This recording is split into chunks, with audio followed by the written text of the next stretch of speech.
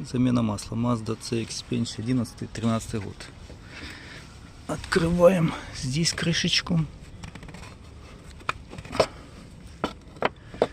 Щуп тоже высмыкнуть.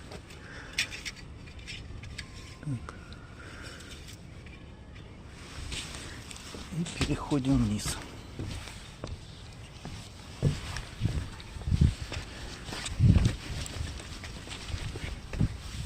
Так.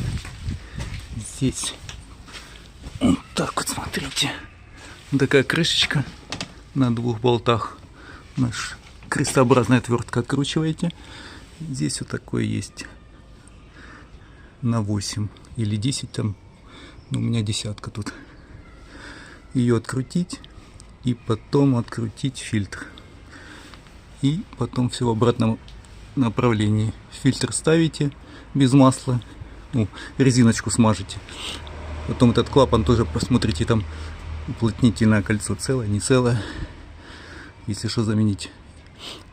И закрутить, и слив. И все.